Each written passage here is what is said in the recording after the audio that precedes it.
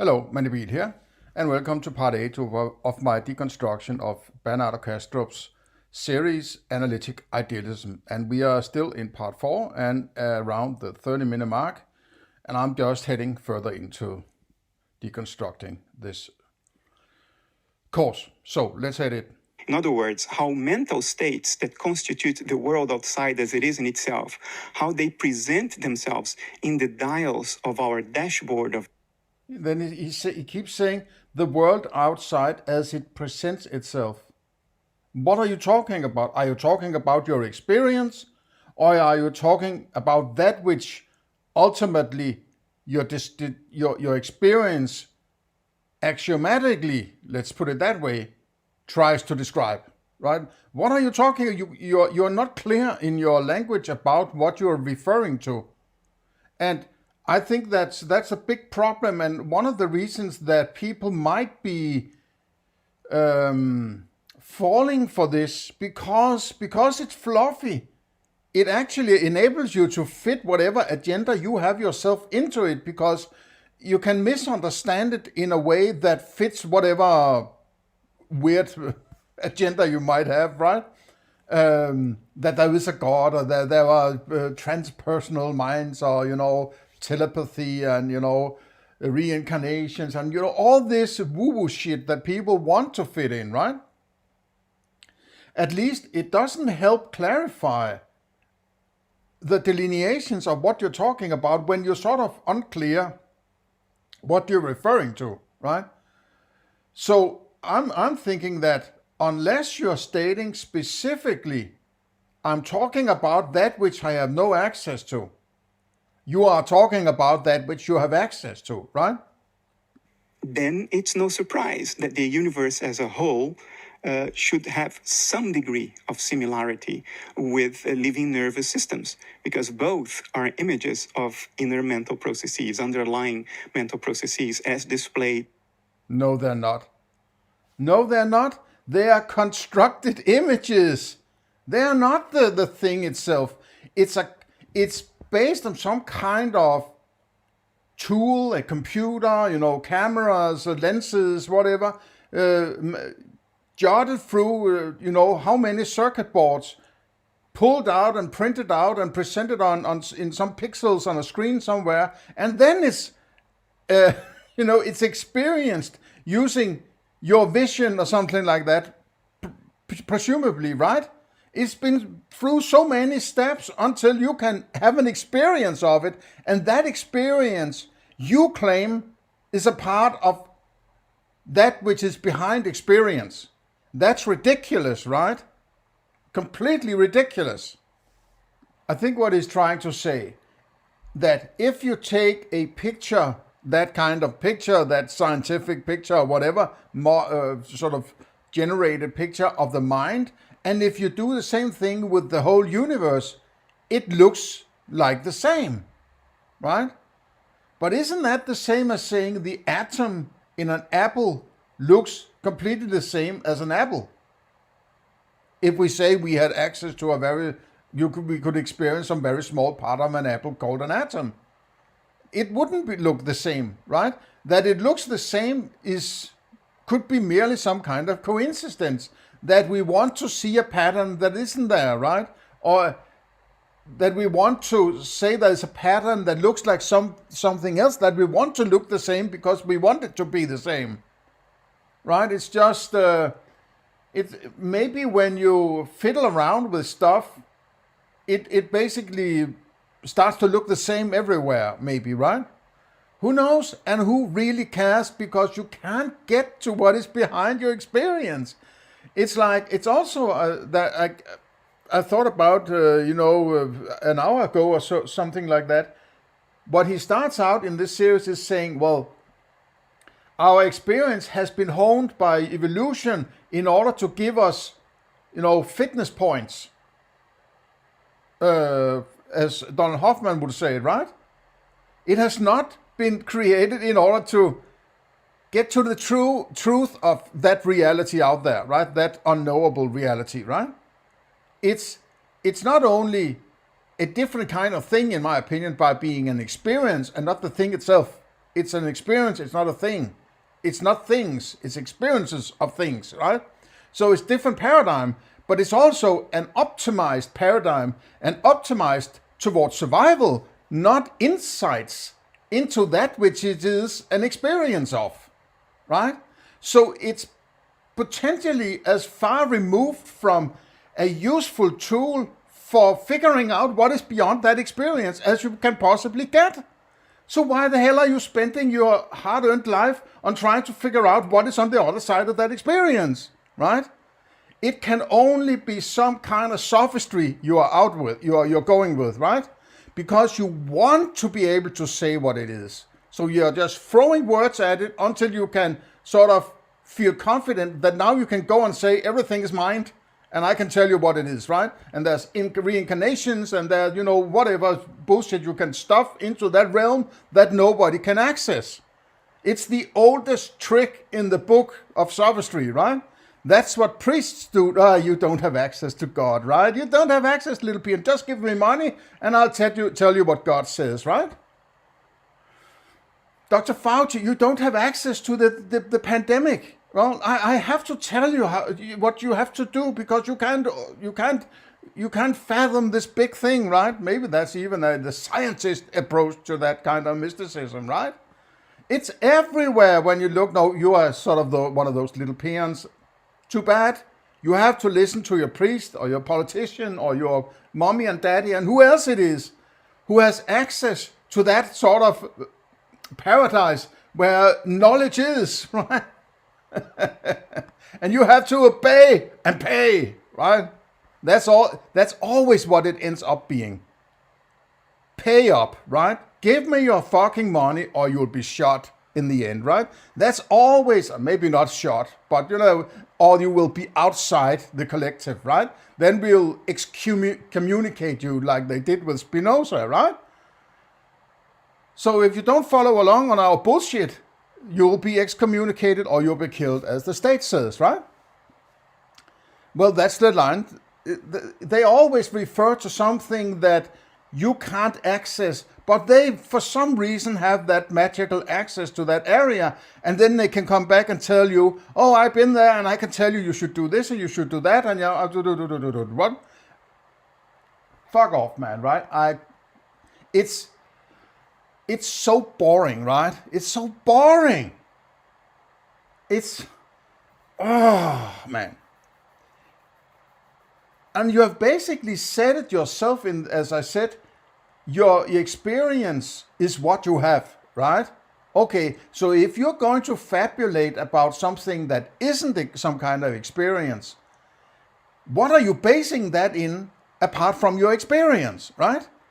Otherwise, you're just farting in the wind, right? If you're basing on experience, then you're using something, a tool, your experience, that is so far removed from that which you're trying to describe, which is beyond your experience, as you can possibly get, right? It's 2 steps removed from it, right? It's another paradigm, and it's an optimized, simplified paradigm used for surviving, right? Not understanding. So that's why I'm saying, stay off that. Don't go beyond your experience. Your experience is your ground floor. Start from there, establish some axioms and how you get to knowledge, and from there, how you get to some kind of moral principle. That's what we fucking want out in the world, right? Not some high-flying ideas about, there are some excitations in the ripples in the back of my mind somewhere, right? Duh. In other words, the laws of physics may actually be the expression of a learning process in an underlying and immanent neuronal network that is... Oh, so you're part of a bigger mind that is trying to learn something and you're just being brought along as sort of an empty corpse that has no will of any kind. You just have to follow your leader, which is that big mind you don't have access to, right? Sort of, they can find all sorts of traces of somewhere making some measurement somewhere. It's bullshit. I don't trust any of this kind of science. I don't trust it because you might just find whatever you want to find there, right? I don't buy it. You can't. You should not use scientific research in understanding some metaphysics. Metaphysics is a purely mental exercise. It's a kind of philosophy, right? You can't use measuring instruments or observing things in order to get to conclusion about that which you use to get to those experiences, right? It's again this kind of circular argumentation. You're somehow begging the question by going out in observations and abstractions and then saying, I found some weird abstractions here. I guess there's that could be something, a representation of what is behind my experience. You can't, it's circular. It's just circular. There's no way around it, right? The first thing you have in this series of events that leads you to get some grasp of what is going on, the first thing you have access to is your experience, your qualia, your colors, your sounds, your whatever, right? And you can see some senses that possibly correlates with these kinds of qualia, which would be the eyes and the ears and the nose and so on other individuals we call human beings, and also other animals for that matter, right? But let's talk about human beings. That's a part of the experience, and that when you experience other individuals, it looks like they could possibly have the same kind of experience, which would be colors and sounds and so on. That we can somehow agree on, right? That's where we can find some foothold. It's not fabulating about whatever freaky things might go on out there beyond our experiences. Because at the end of the day, whatever happens in your experiences is what happens in your experiences. No matter what you get to about what might be behind that experience, you will only have your experience, right? And then if the experiences changes in something you subjectively think that's a big new way of things are being experienced, well, then you'll just fabulate about some new thing to justify why you have this different kind of experience. But that's just fabulations, right? There is no causation because you are on the result end, not on the cause end of things, right? The result is your experience. You don't know what it came from. So it's like, I don't know why this fetish need for go there, other than you want to be able to control the agenda of it, right? If you're saying you can't go there, then somebody else will go there and say, well, I've been there, right? I've been there and I have seen it. I can tell you what to do, and you should do this, or you should do that. You should understand it this way or that way. If you keep saying, well, you can't go there, it's not as a profound kind of argument as that interesting. Oh, we might be able to access it if we do this kind of experiment or this kind of thinking. Or there's a woman in Germany who got a brick hit on their head, and then she saw some dream that another person had the same dream, and maybe there's access backdoor into this. No, it doesn't work. No backdoor, no access. Leave it the fuck alone, right? The ground floor is your qualia. Done. Nothing else. And the laws of physics, the regularities we call the laws of physics, are an expression of this learning process. Because the woo-woo bullshit, to be honest, right?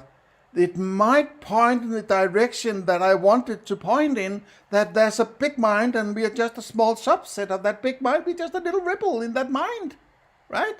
It fits my agenda. I'm cherry-picking everything. I'm cherry-picking Jung. I'm cherry-picking Schopenhauer. I'm cherry-picking this paper and that paper and the other paper. So it all fits my agenda, right?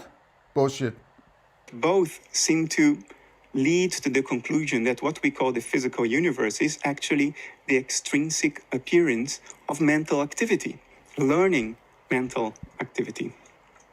I might point out, if I haven't done that already, but when referring to mind, that's a catch-all term for all that goes on, right? Your experience, your conceptualizations, your feelings, your emotions, your desires, your pain, whatever goes on, right?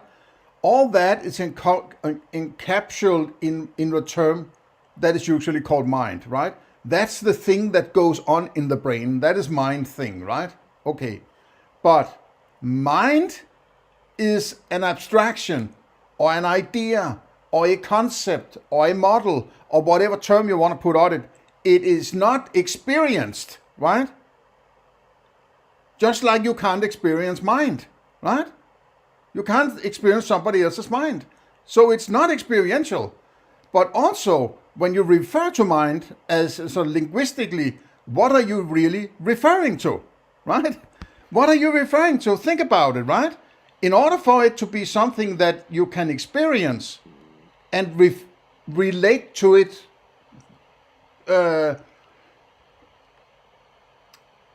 in your sort of everyday, let's say, right? It has to have a color, a sound, a smell, or so on, right? Otherwise, you have not experienced it. So where does it come from, right? Well, it can only be some kind of idea and a concept or something like that, as I said before. So if you're using mind as something that is fundamental, you're actually violating, in my opinion, the whole idea of a reduction base and metaphysics and all, because you're using some mental construct called mind as some kind of string theory for everything, right? Some kind of metaphysical string theory. There's one thing, and that is the atoms. It's a mind atoms. Everything is mind, right? It's not panpsychism. It's sort of a mindism, right? Everything is mind.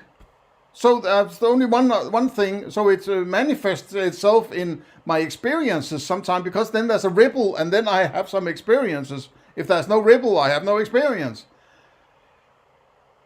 But how did you come about that thing mind, right? Didn't you need to have some kind of experience in order to, or somebody back in time who has sort of related this idea to us, right? I bet you they had. They experienced the world, as you could call it, right? Your reality with colors and shapes and sounds, and you experience other individuals and say they have a head. I guess they have ears and eyes and so on. And there's a brain or a skull. There's possibly a brain in there. There's possibly a mind in there, right? But it's all based on experiences and extracting some ideas and some concepts and some models and whatever from that experience. If you didn't have the experience necessary to talk about mind, you wouldn't be talking about mind, right? And who knows whether there's a gazillion of other senses you could have that would create a more elaborate story about reality than your sort of limited. I'm not saying it's necessarily limited, but why is 5 senses what it takes to have that fantastic picture of the universe? You might need another 25 senses in order to get the full picture, right? So, I mean, it's ridiculous to say, well, I'm even going to step over the 5 senses. I have an idea about mind. I'm going with it. I'm just, rolling with that mind thing. And that's going to explain everything, right? Oh, man, I don't buy it. Let me just be clear once more, right? All right. Now, I want to bring all of this together. And to do that, I'm going to tell you a story. And each step in this story may sound... I'm going to tell you a little story. Again, he's telling stories, right? The little storyteller, right? I'm going to tell you, just relax and, let it flow into your mind and try to accept it before I have clearly defined anything. I still haven't made a reduction base, mind you, but I'm telling you a story, so get in the right mindset and be open. Open your mind and be receptive, right? So just hold back a little bit on your critical tendencies. Let me put it this way, okay? When it all comes down, most people want to get a lot of responsibility get rid of a lot of the responsibility for their life to somebody else. It's sort of a strange way to put it, maybe, but when you have to take 100% responsibility for your own life, you are not really interested in creating some elaborate weirdo story about what is beyond your experience, right? If you're living out in the woods and have to survive, let's say, right, to be sort of dramatic about it, or alone on an island like, Tom Hanks, Castaway, you're not going to spend your time sitting, I wonder what is behind that stone or that, that saber-toothed tiger. You are focused on your senses and your value estimations and your rationality and your planning and your everything that goes on in that experiential version you have, right? You don't give a flying frick about what might be behind that reef or that ocean or that whatever, right?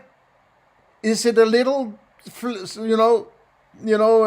ripple in the back of my mind somewhere behind my mind that is creating my mind, my experiences? Who gives a flying fuck, man? I need to survive, right? Now, we have it's not that serious for most people in the world.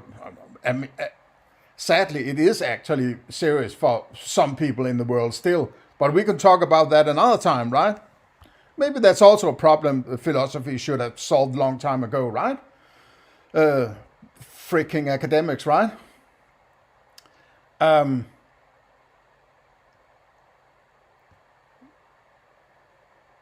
If you get in a situation where you have mostly what you need, but to get more, it's better to be good at manipulating people rather than making sure that you have a good understanding of your experiential reality, right? Then it becomes more likely that you're going into, well, I've talked to a god, or, the volcano god says to me that we need to do this and we need to do that, and sort of.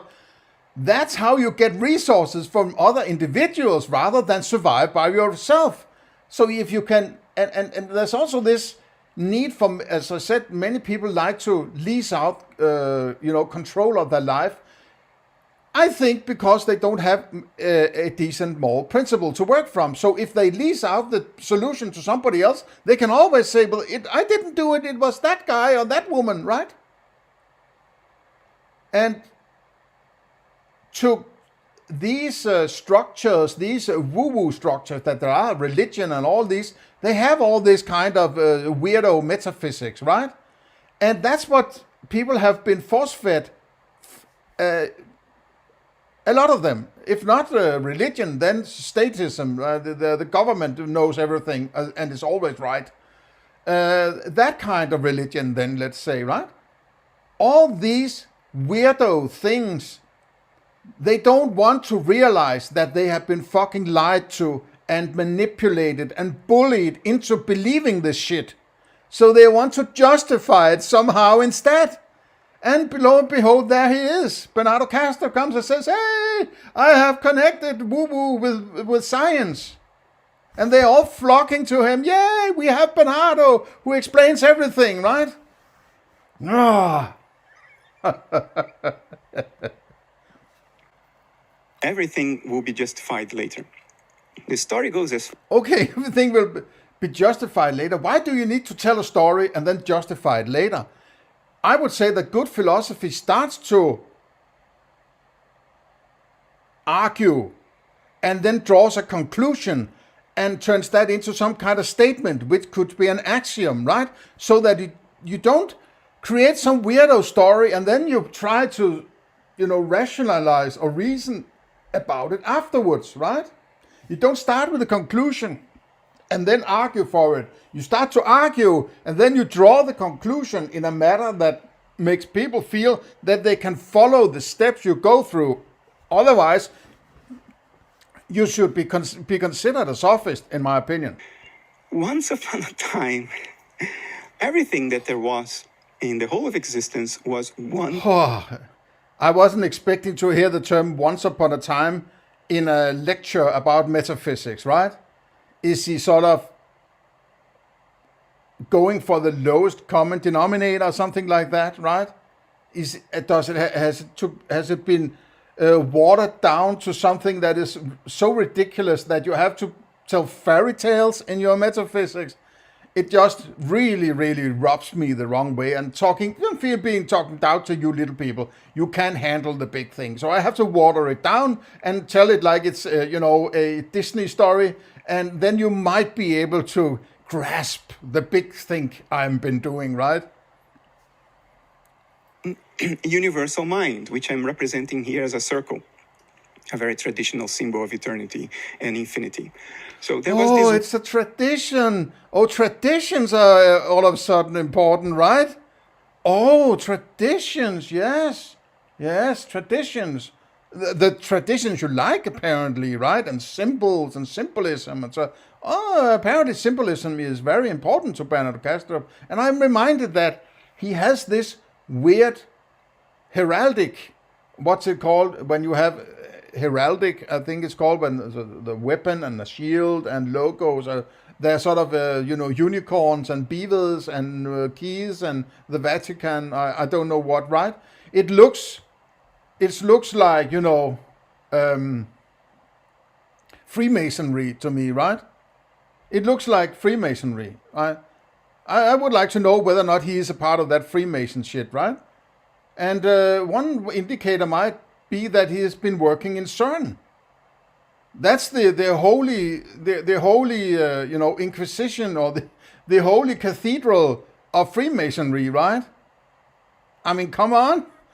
And apparently he started to work there the day after he had finished in university or something like that, right? He finished Friday and started in CERN on Monday.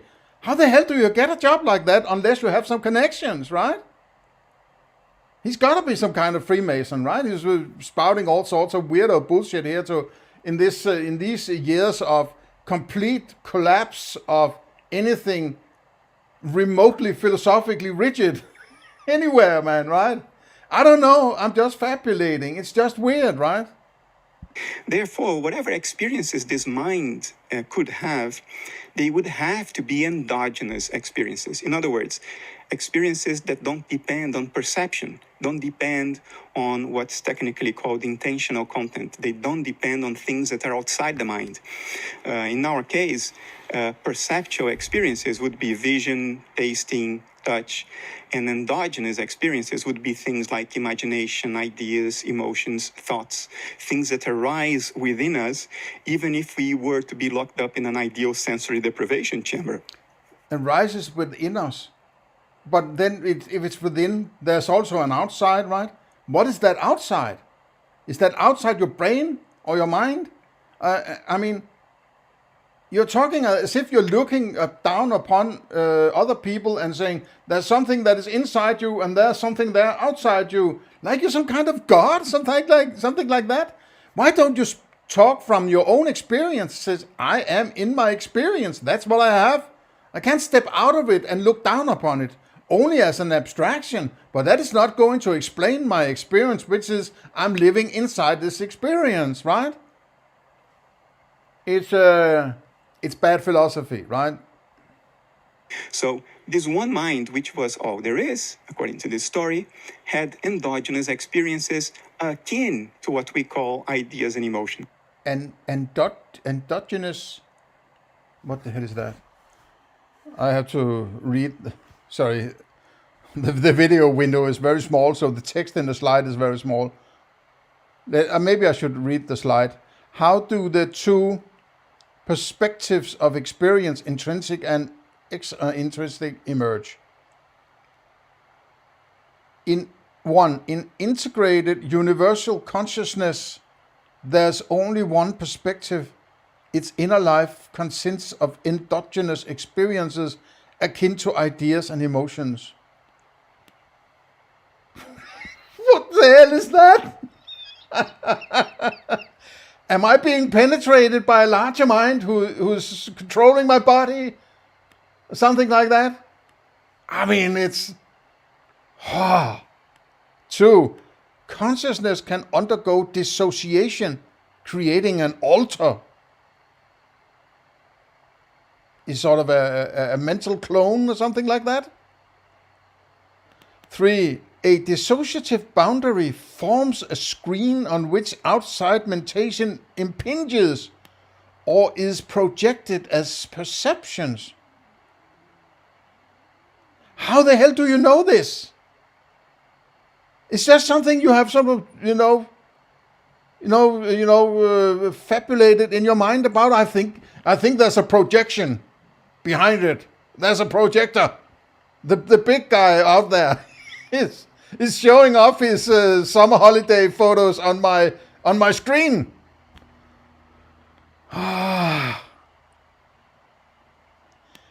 For perception is the extrinsic appearance as presented in an alter's dashboard of dials of the ideas and emotion in universal. Hang on. I can't see it because of the progression line of the video. There's a word. I would think it's universal mind. Okay. This is just, conjured up, claims that is completely unfounded in anything but his imagination, right? I mean, yes, he talks about there's this paper there, and there's photograph of a mouse there, and the photograph of the whole universe that looks the same, and there might be some woman in Germany who fell down the stairs and had a dream, and then therefore she could go past the experience. I don't know what, right? I don't buy it. I mean, what is this? You're just sort of, okay, I'm just telling you this story, and I'll explain later, right? Okay. I don't like to be manipulated this way. By starting and telling a story, he is impressing these ideas into you, so you are more likely to accept the answer when he gives it. And moreover, if you're already trying to connect the dots in this direction, this is like, sweet music to your ears, and you'll eat it, hook, line, and sinker. Because it fits with your woo-woo agenda, right? So, I'm not buying this shit, right? I think it's disgusting, to be honest, right? Calling yourself a philosopher and then presenting some bullshit like this. It's an insult to good philosophy, in my opinion, right? Oh, yuck, man, right? Oh. Get it away from me. I have set myself a task here. I have to get through it, right? So the only reason I'm using the words ideas and emotions here is to appeal to the endogenous character of those experiences. In other words, the experiences of endogenous. I have to look that up. Sorry, I don't know what endogenous. I'm not even sure what it is spelled.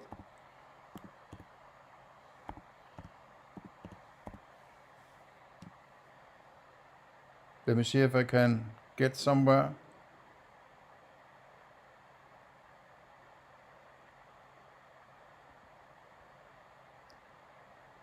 And androgyny, it was not that endogenous. There it is. I think. Now it's spelled endogenous, endogenous.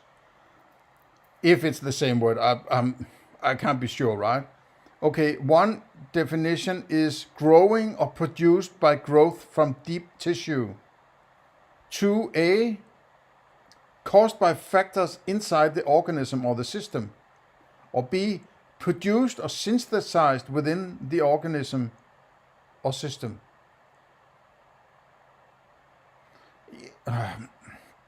I'm not sure about this, right? Maybe, yeah, okay, I understand the word maybe, but I think it's just way too elaborate. As another criticism, it's foundationally incorrect. It's bad philosophy in the first place. But it's also so elaborate, right? It's so elaborate. I actually prefer a materialist who says, okay, yes, I think there's an outside. What I experience is that thing outside. That hurts me less than this fucking woo-woo shit, right? At least they're limited by what they can experience. You are not limited by what you experience. Far from it. You are bringing in whatever you want to create some elaborate description of that which you do not have access to, right?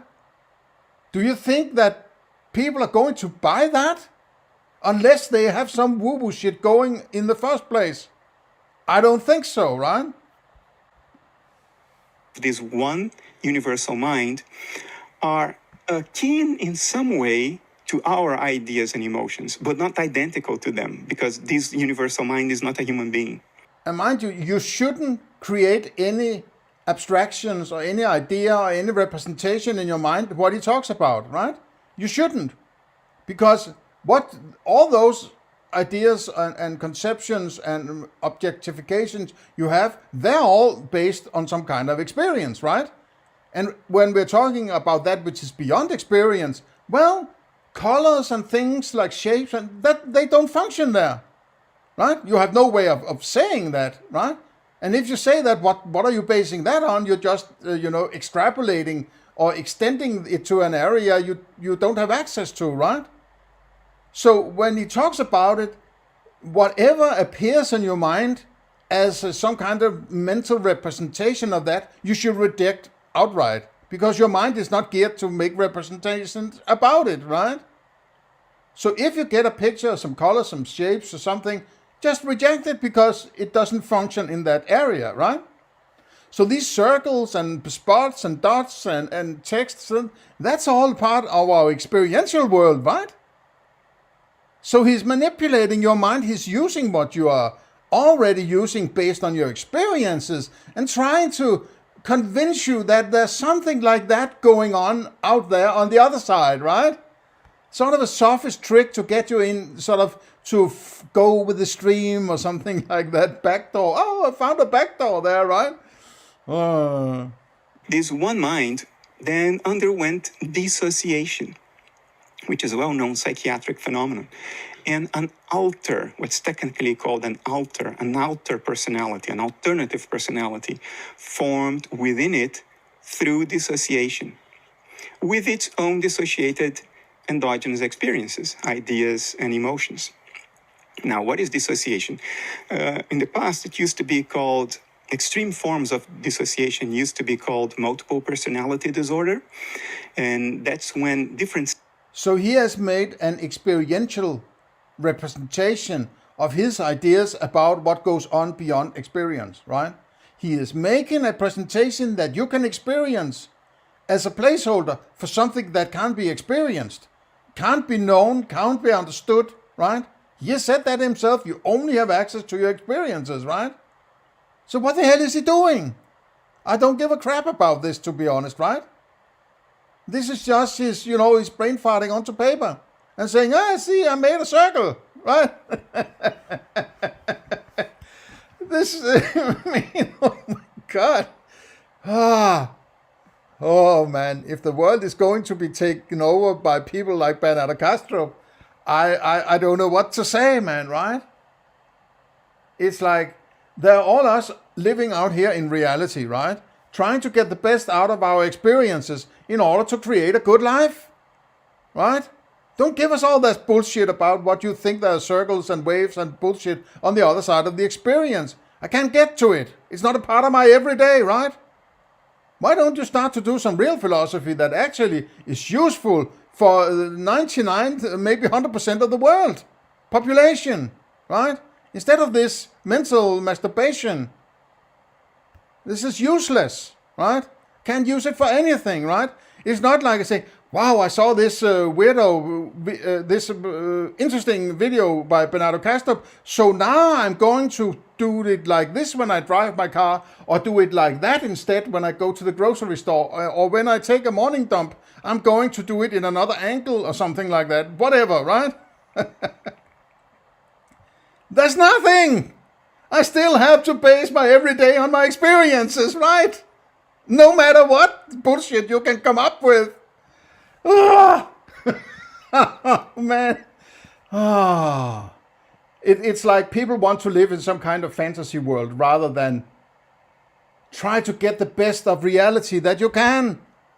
Be good at understanding your experiences. Be good at understanding your abstractions and your conceptualizations. Be good at rationalizing and reasoning and understanding, and use your body and use your, thinking. Do something that is valuable to you in your everyday, right? Sitting there in your chair thinking about what is unthinkable is a fucking waste of your time and or everybody else's time, right? Oh.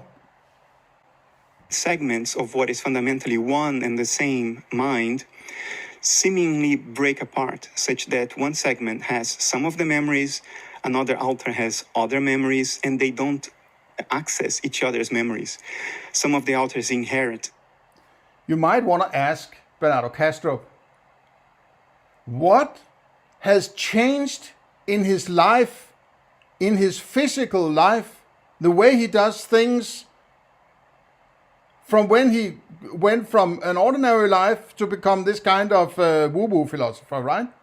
What has actually changed, right? He still sleeps at night. I'm just, riffing here, right? I suppose he still sleeps in a bed at night. He sleeps alongside his partner.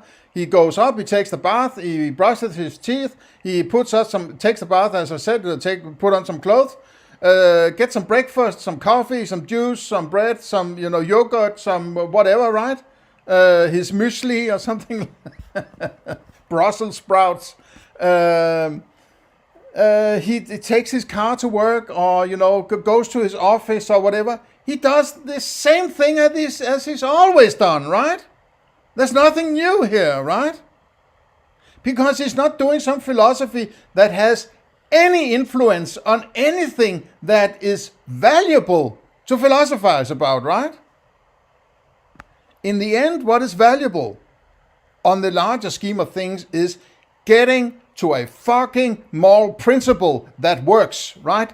That will possibly change your everyday, right? And somebody else's everyday. If you change your everyday in a certain way along a perfect moral principle, it is going to affect somebody else who won't get your service, or who might get your service instead, or your, interactions with you, and your interaction stops because you find out that's not a good way to go because it might become immoral or something like that, right? That is going to change the world, right? And if it's a good or even perfect moral principle, it is going to change the world for the better. Otherwise, it doesn't matter with morality, and it doesn't matter with epistemology either, and it certainly doesn't matter about metaphysics and these things you are grappling with, right? What actually changed in your everyday? I suppose nothing did, other than some mental stuff that you relax more in that kind of mental frame, or, you're more relaxed with your thoughts or your psychology or something like that. Fine, if that's the case. But in your physical everyday, I bet you're doing the same thing that you always did, right? So, and possibly when it comes to political ideas or religious ideas, basically the same, I would think, right? I'm hazarding a guess here, right? But you might enlighten me on that. But, how would I know, right? I don't have to, but, it's just an indicator that if people have some grand ideas, but they're still going around doing the same thing they do every day. So why are those grand ideas that important then? If nothing really changes in the physical world, it may change inside him, but I'm not inside him. I'm out here in my own mind, right? So why do I care about your great ideas if you're the only one getting any, benefit from it, right? So we have to get sound to some philosophy that in the end leads to some idea about objectivity, about our individual coming together of our experiences, and channel that into an understanding of how to act together in something that could be called moral, right? Then we are getting to something that actually changes something, right? I'm taking this idea, this empirical idea of dissociation, and I'm transporting it to a cosmic level, as opposed to a merely human level. I'm saying, okay, this one mind underwent dissociation, and an alter was formed because of that. And Now, also was dissociation entails a dissociative boundary, the limit of the dissociated ideas and emotions. So from within the boundary, ideas and emotions from the... Have you experienced that boundary? Where is that boundary? What does it look like? Right? You're making a drawing here, right? It's like it's something that can be experienced, but it can't be a boundary. It can't be experienced. Otherwise, it wouldn't be a boundary. Then it would be a part of the experience, right? And if it's outside experience, how can you know about the boundary then? Maybe there's a reason why it feels like everything at the furthest end of your experience seems like infinity. Because the mind doesn't make any boundaries, right? There is no boundaries everywhere. No matter where I go, it's boundaryless. There's no out of bounds anywhere, to be in golf language, right? You're always inbound, within the bounds, right? There's no boundary. I'm not, there's a boundary there, right? Why are you making this boundary? Because that's not, it's not like you are in a little cell here and then there's some mind out there in inflicting you. I mean, if you say this is an abstraction, right? You have to establish your reduction base before you start to make abstractions. I pointed out that several times. If you keep working from abstractions, you are violating the idea of the reduction base, in my opinion, right? Because you are jumping over your experience as they are insignificant. They are just little ripples that happens now and then. We have to wait to see what the big mind outside wonders for, right? It's like you're just waiting to, what is God telling me to do, right? It's like, no, I don't buy that shit, right? Now, I'm not necessarily completely against this kind of representation in order to clarify what we're talking about when we are saying our minds are apart from each other. But I would like him to be more clear about and saying this is an abstraction I need to make in order to make you understand what I'm saying. This is the only way I can say it, by making this drawing, which is an abstraction. It's not a one-to-one kind of representation of what is going on, because there is no borders as such, right? But this is sort of, it's a difficult end.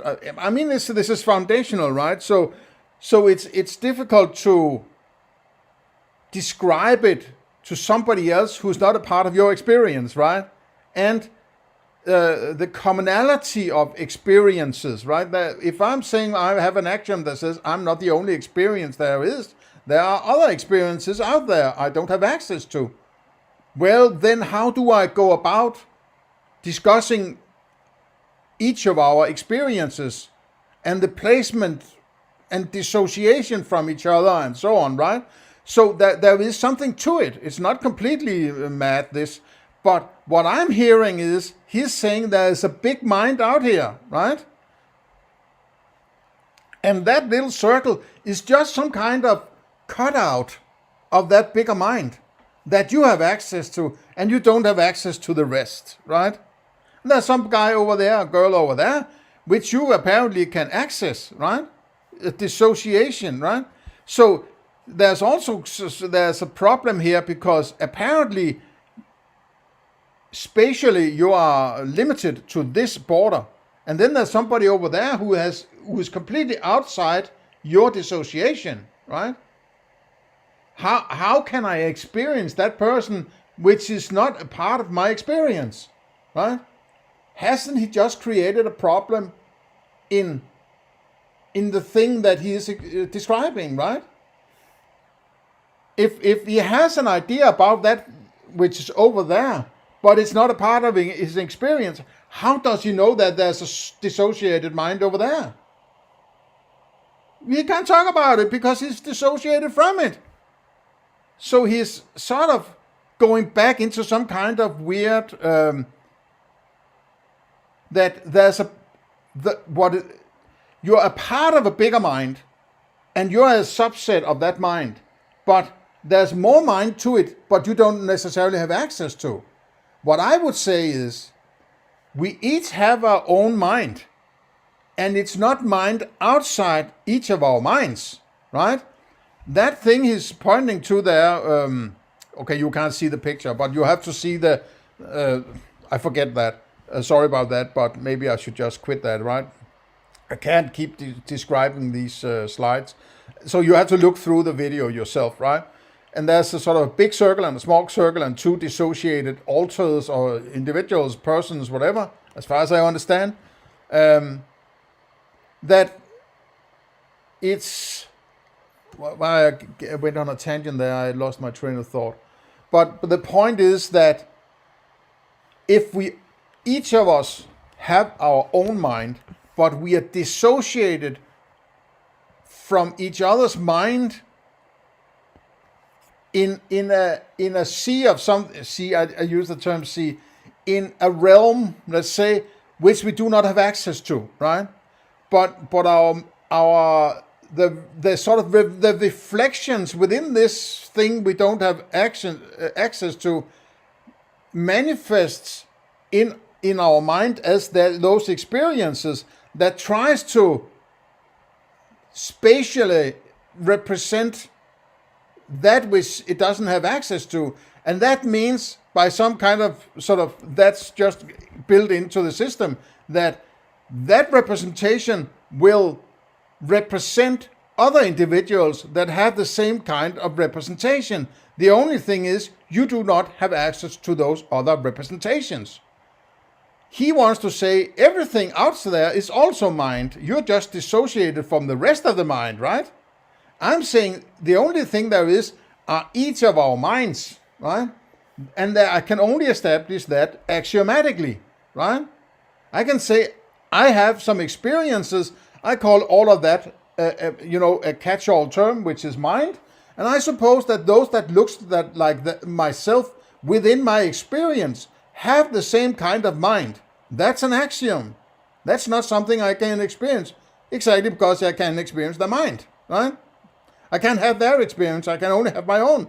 But I can see that they look very much like me, right?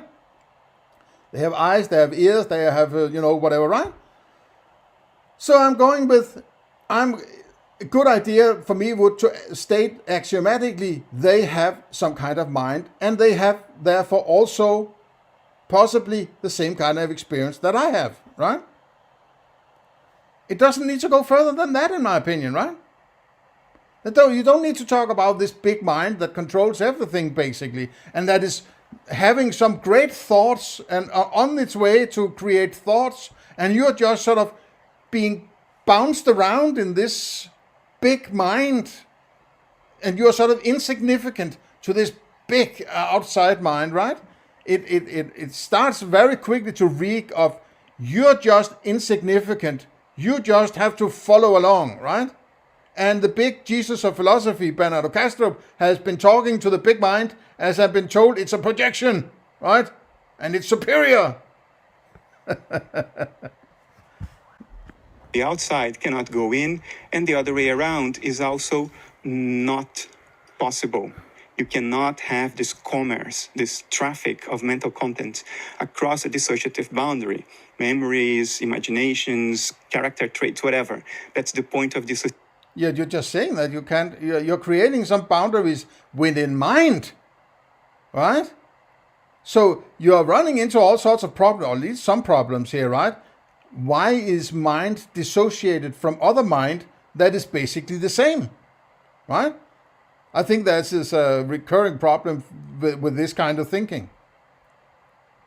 If you're saying that which is outside is of a different kind, well, this makes sense why you're dissociated, because it's not of the same kind, right?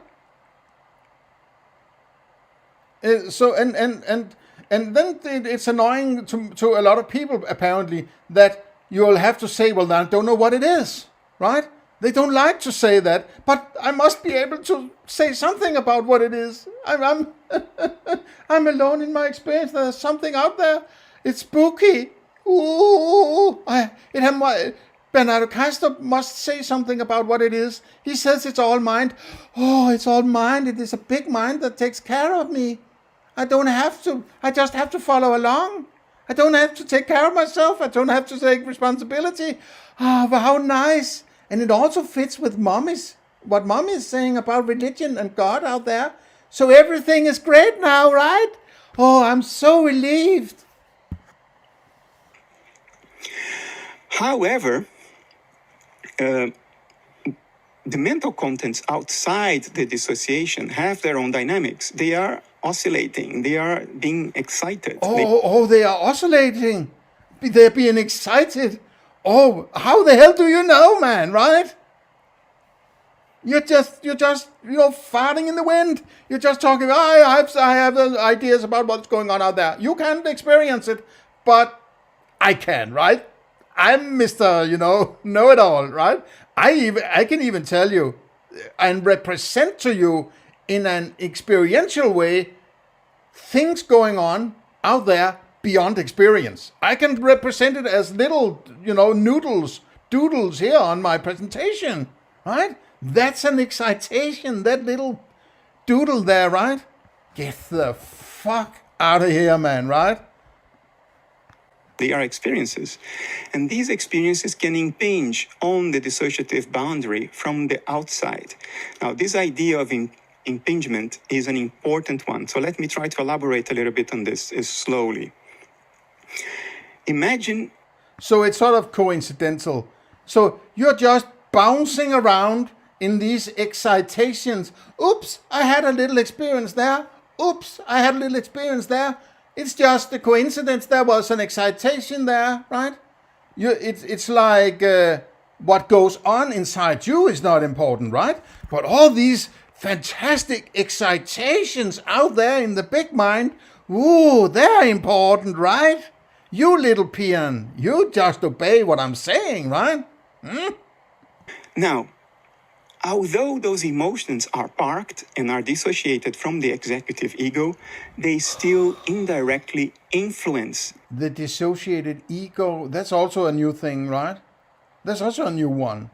There are so many ideas or concepts or models or references, terms that are brought in, but not clarified how they should be understood or anything. You just keep spouting new things, right? And to make drawings and arrows, and you are here and there's outside you can't experience. It's like, I mean, now I said it a few times, right? But I'm not really sure how to put what I'm thinking. But I feel sometimes like I'm living in sort of a crazy world, right? That it seems to me that people are interested in everything but experience, right? They are interested in everything else you can possibly fabulate about except your everyday experience, right? And at the same time, a guy like Bernardo Kastrup says, that's all you have. That's all you have access to. That's your everyday experiences, right? Your colors, your shapes, and so, and whatever your abstractions you can create, and inductions and memories and derived from those experiences. Why don't the fuck we deal with those experiences then, right? Why create these elaborate stories about something that has zero influence on my everyday, right? I don't get it, man. And it's not rational, right? It's only rational to somebody who wants to manipulate or fabulate or talk or live from talking or spend the rest of their life hearing themselves talk and think they are very smart, right? Otherwise, it's not rational. There's no rationality to it, right? There is also a rationality to it, right? But you can't extend one person's rationality into another person's rationality. It's rational for some people to collect garden dwarfs, right? They have thousands of garden dwarfs. They think they're pretty or whatever, right? To me, it's completely irrational. I wouldn't spend, €2 on that, right? I don't give a flying frick about garden dwarfs. To me, it's irrational, but it's rational to those who collect them, right? So you can't extend a rationality from one person to another. So one thought is that what the hell is rational for someone like Bernardo Kastrup about this? He may think he's on some great crusade on tearing down materialism and replacing it with idealism. But is that really, isn't that just a big label to put on to put him in sort of a greater light of, the history is going to remember him as the guy who turned the things over and, whatever. But at the end of the day, it doesn't change anything in your everyday, right? At the end of the day, it didn't change anything in that day, right? If you want to implement different kinds of approaches to life using philosophy, or maybe in general, you have to appeal to people's rationality, right? You have to make them understand this thing could be valuable. This thing could be valuable. That's why a guy like Steve Jobs became very rich, because he could create something that was valuable, right? And at least those who bought an iPhone who thought that was valuable, they changed from some other weird telephone to that kind of phone, right? They upgraded their phoneware, right? Their phone experience, right? By appealing to your rationality and your understanding of value creation, or optimization of creation of your value in your everyday life, that's what you need to go for.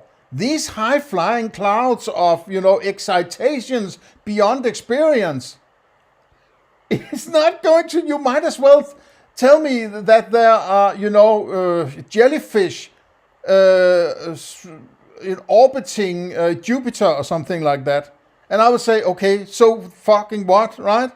That's not going to bring food on my table or secure, a summer holiday with my children, right? That's what I need. I need to understand what makes sense in this. It makes no valuable sense to me to fabulate about these outside things, right? Okay, enough said, right? And all this will happen although the executive ego is not feeling those emotions. The emotions are still the executive ego? What the hell is that? What is it? Where is it? How does it function with all this? There's so many parameters working now that I have no sense of being in touch with what you're saying, right? You're just rolling, you're just riffing, like a freight train going 150, right? It's not coherent, and it's not approachable either, right? This will tap into some kind of woo-woo mentality, people. It will not appeal to people who are living in reality, right? Or who's focusing on the life in reality. All this woo-woo bullshit is not going to affect my experiences, right? It's not going to affect my experiences, and the experiences is what I have to go with in order to, fight, feed, fuck, and feed, right? Fighting, fleeing, fucking, feeding, right? So it's pretty useless, right? If it can't be anchored in my experience, I can't use it for anything. I'm going to reject it outright. If your reduction base is not anchored in my experience, in something that I can experience, because my experience, as you said, is what I have, right? Then I'm not buying it. I'm simply rejecting and saying I'm going back to the drawing board, right? Or, staying with my own philosophy. I am pretty far away from this kind of woo-woo mentality. Also these arrows and boundaries, or like he's drawing something, it's completely abstract, right? It must be, because I have never experienced that, right? And I have never experienced any boundaries, and he's calling my experience to some kind of excitation and impingement or whatever. Okay, it's just another word for the same. I mean, it's like, okay, then I change it, I bring in a new word, and that has a slightly different meaning, that is more in the sense of something outside manipulating you, or sort of, he keeps manipulating using words, so you will sort of be slowly dragged along in a certain direction, right? A typical aspect of a sophist, right? And then nature has developed a way to leverage this impingement. You see, in this analogy, we Leverage? are alters of Now we're universal talking about consciousness. leveraging. So you see again, another word appears. Now it's being leveraged. What the hell is that, right? I'm not sitting here leveraging anything to the best of my understanding, right? I mean, it's like it's just a stream of words, right? We are dissociated alters of this. But the problem is that when somebody mentions a word, right, you inevitably will try to make some kind of sense of it, and that's what they take advantage of. That you're sort of being dragged along by word, and then you create meaning, and then you're sort of a new word and extend meaning, and another word, and then extend that meaning further. So you're being dragged along like sort of by pounding words into your mind. You are being manipulated to have an understanding you didn't have before. But just because you got that understanding that you didn't have before doesn't make it correct, right? Doesn't mean that it's functional or correct or meaningful or anything like that just because you have that mental representation, right? And also it's sort of contradictory in the sense that a presentation that I can experience, of something that can't be represented by experience is basically a violation of the whole idea, right? Why draw it if a drawing is not that which it is, right? So it's manipulation, it's sophistry, it's just bullshit, right? Universal consciousness. That's why we think we are separate individual minds. That's why we don't think that we are the whole universe. We are dissociated. And evolution, sorry about that, it's not that. No, not at any one time, but it doesn't mean I can go to another part of the universe, right? I mean, it's like if I'm saying I'm going to another place in the universe, I am axiomatically saying that I'm using my experience to move blindfolded around that thing I don't have access to, right? And I can get some other similar but different experiences because I move to another aspect of that outside I don't have access to, and that means I will get some different sets of experiences. Fine. But that doesn't help me figure out what the hell I should do with it, right? If I go to another part of the universe, I experience elephant. Okay, what do I do with the elephant then, right? I don't care whether or not it's an impingement or I have some ego or there's some, whatever outside responsible for the elephant, right? Doesn't matter. I don't give a flying fig, right? What I'm interested in, what the hell do I do when I experience that elephant? Should I run?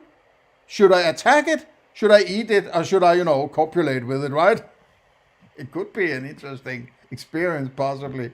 I have ridden an elephant once, right, on Sri Lanka, but that's a long time ago.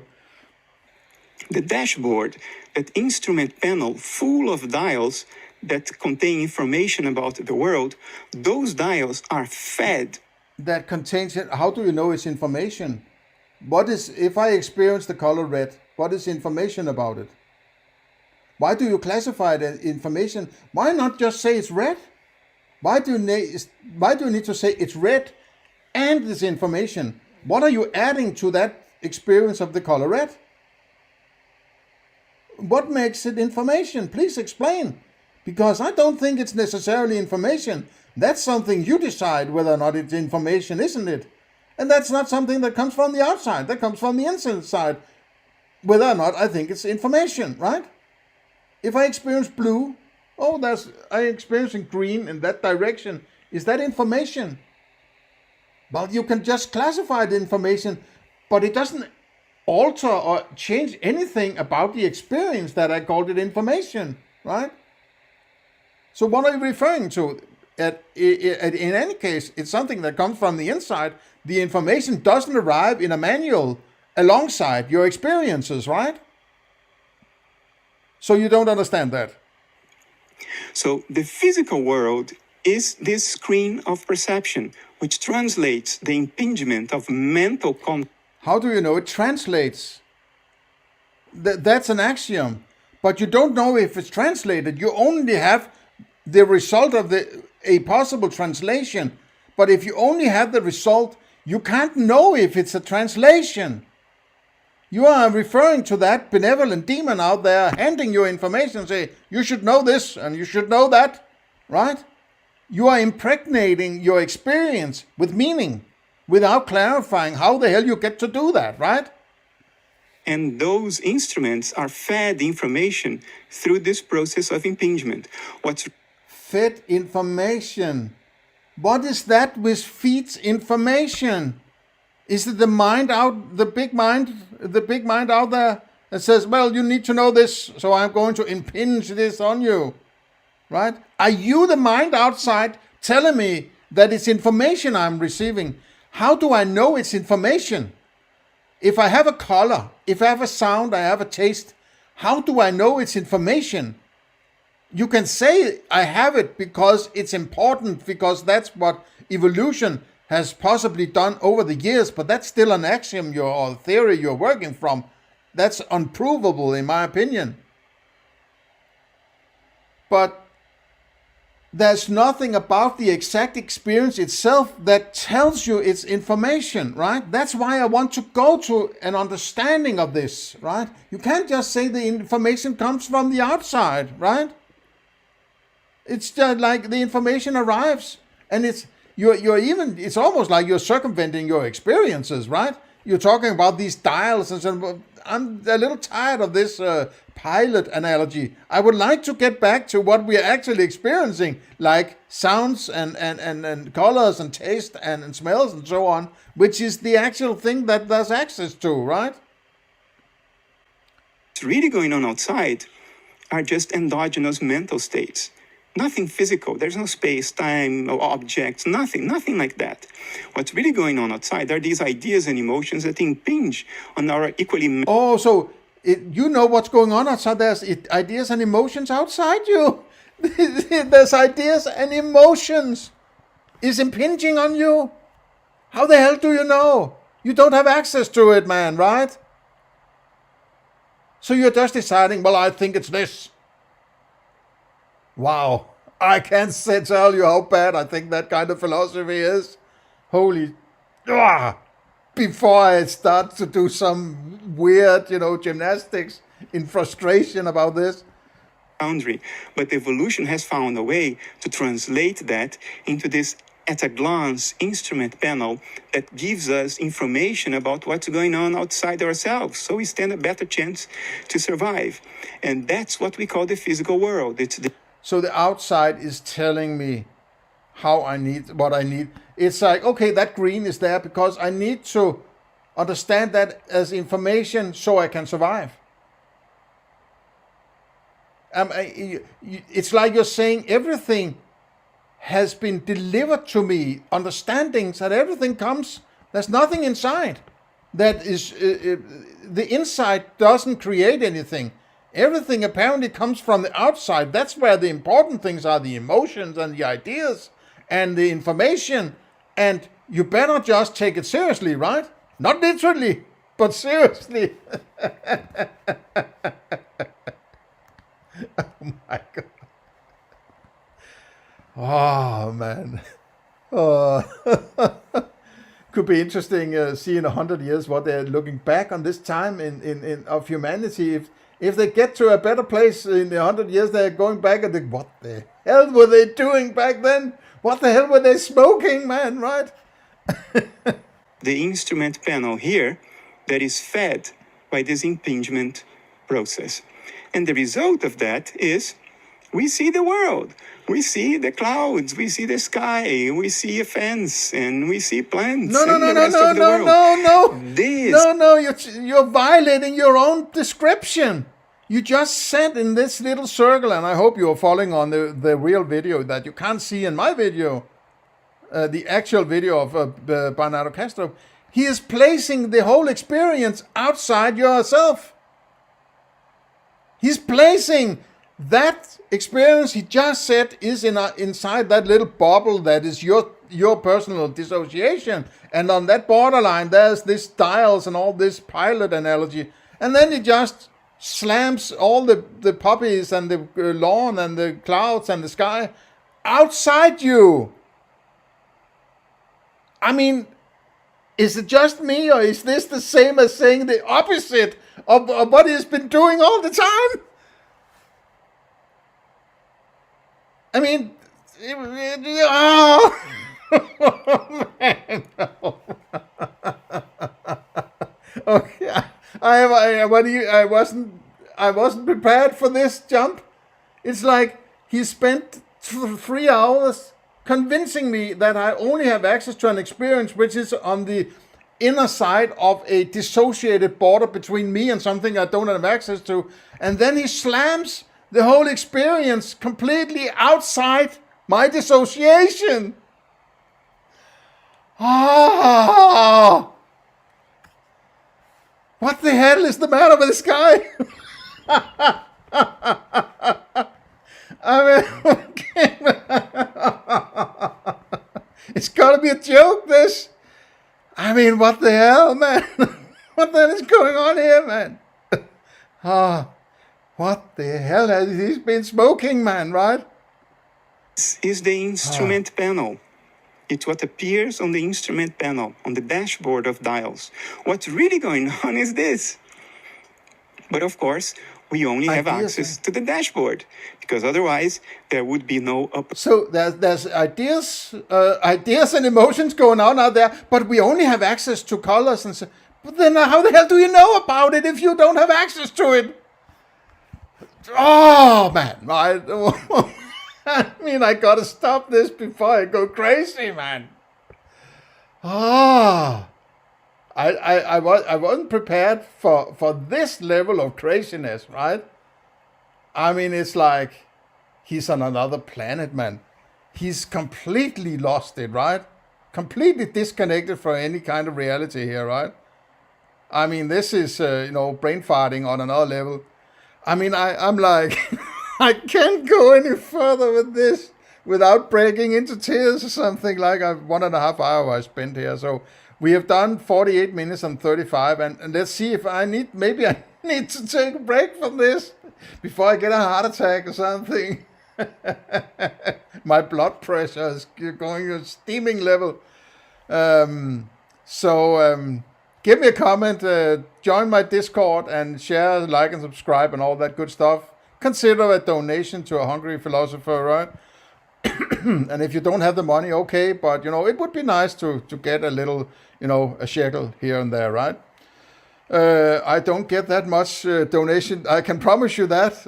If you give me a few bucks, you're basically doubling my income on that account. So don't think I'm a rich philosopher. My philosophy endeavors have been, some kind of, golden endeavor, right? Far, far from it, right? But that's not what should part us. It's good philosophy that needs to be in the driving seat, right? Good philosophy, right? And that's what I'm trying to point out here. This philosophy sucks to, an interplanetary vacuum, right? It's sort of, I'm lost for words, right? Can't believe how bad it is, right? And then there are some things that the very first basics of his, okay, well, you have experiences and there's something beyond experience you don't have access to, you have access to experience. Fine, okay, good. And then he just, goes completely mental on this outside he at the same time says he doesn't have access to, right? So it's basically a sad case even, right? that he's so wedded to this kind of philosophy. He sort of quit his job and, the Essentia Foundation, and he's on podcast here and podcast. He's sort of wedded to that. So he can't get any criticism, right? Because that will destroy his career. And that's why, money, careers and philosophy doesn't mix very well, right? You shouldn't be dependent on your philosophy. And if you need to, retract it, well, then where's the business model then, right? So you're sort of not really interested in changing anything because you're wedded to the whole idea. That's what create that, job situation, you can say, that you're in. And I think that's the problem with people like certainly Stefan Molyneux, but also Bernardo Kastrup and a few others I can't think of at this moment, right? But yes, you have to be independent, right? Okay, see you in the next one.